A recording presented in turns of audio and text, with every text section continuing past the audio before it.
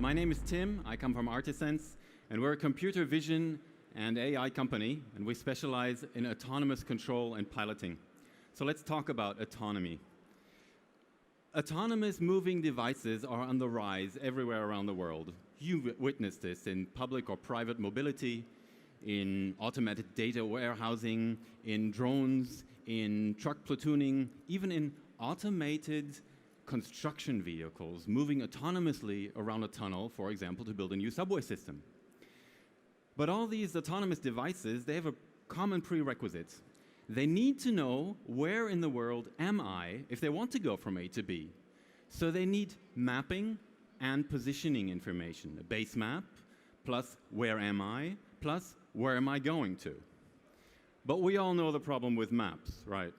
I mean, if you look on the left side, this situation, how many of you have been in a car with a nav system going in a highway situation like this? And I guarantee you, your nav system did not know if it's on the top road or actually in a tunnel underneath. Or smartphones.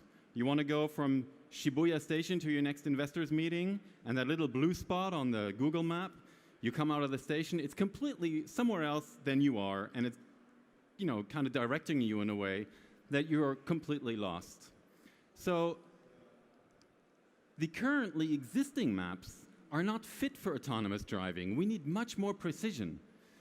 We cannot work with GPS-based information without 3D positioning, and we cannot work with old maps that are always, whenever you use them, always out of date. So at Artisense, we have found a way to solve this problem. We call it dynamic 3D mapping and localization.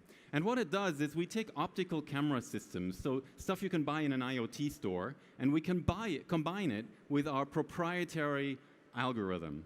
This was developed at the Technical University in Munich at the Computer Vision Institute, and it converts the video data into digital point cloud information and live 3D maps. And this is what this looks like.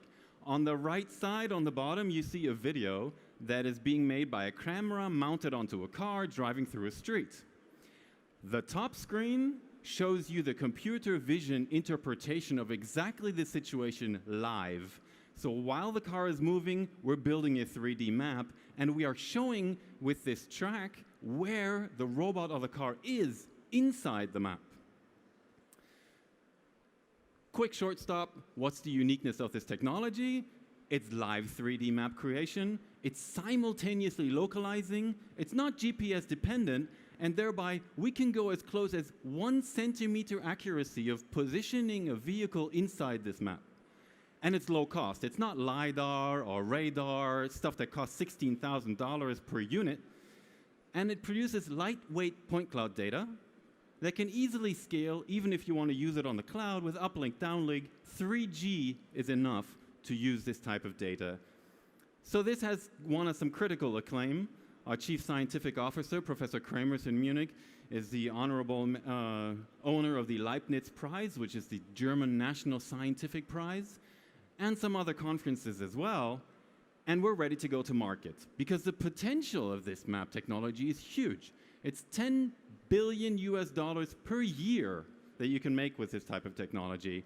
But while other companies that are currently in the mapping business are using their maps and enhancing it with some type of dynamic data like traffic information or traffic lights or passenger movement, we want to do something completely different. We want to build a new type of map, a dynamic 3D map, and thereby completely disrupt the mapping data space. That's what Artisense is setting out to do. And the opportunities are endless. You can see this easily. It's autonomous driving with cars or buses. It's given humanoid robots different vision of the world that they are moving around in.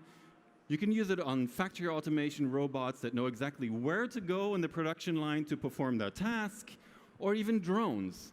I'm not talking last mile. I'm talking last meter to your doorstep in your apartment complex in downtown Shinjuku. This is what this technology must be needed for. And we're already established in the US and in Germany, and we're setting up office in Japan, and we'd love you to join the ride. Come and partner with us on POCs, come with us as great computer talent, and please help us and invest into Japanese global operations. Thank you for your attention. Thank you very much. That was perfect timing. Thank you so much for finishing your pitch. Great timing, and that's always Q. Thank you. Okay. And now we will move on to Q&A from the judges. So please handle him with care. Thank you for great presentation. I'm specialist for drone investor. Yes. So I have some questions. So your company of so-called SLAM technologies. Yes. Yeah. So I think SLAM technology is a common technology. So what is your best core technology? What is your core technology? And Yep. what is your strengths for the products? Okay, Are so you a hardware company or software company? No, we're a software company, so we're AI algorithm. The hardware that I showed was just to demonstrate how it works. We can use any hardware, we're hardware agnostic. But you were talking about SLAM, and the SLAM algorithm is readily available, but the quality of SLAM that's currently available is not this type of quality. So Professor Kramers, who's working in Munich, is the known specialist and expert for this worldwide, and we are using their PhD people who have now come with their IP into the company, and we can produce this proximity that I was talking about with visual SLAM, which is a different type of SLAM, and at a much higher rate. It's 6 times more precise, for example, than Orb SLAM, which is currently available. And how many members do you have, and which country-based company? The company is based in US. The research is in Munich. The team is 10 people now. We just had seed financing just last week. And so we're now recruiting the talent, pulling them over, and at the end of the year, we'll be about 30 people. Thank you.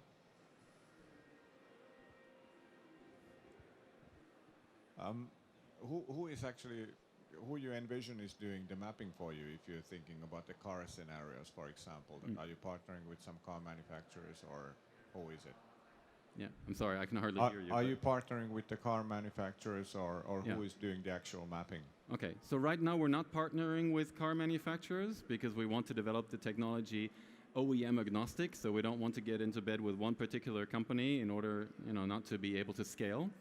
But the interesting thing about this technology is it can be retrofit. So for example, we're working with large fleet operation companies. There's a company in Japan we're in touch with. They have 250,000 vehicles in Japan. So if you put our ASIC chip onto those vehicles and 250,000 vehicles are driving around Japan, it instantaneously maps itself. And so we're democratizing the way of building a map. You don't need a Google car. You can do it with your car and my car. We can all do it. And we can all contribute to the cloud for this map to be building.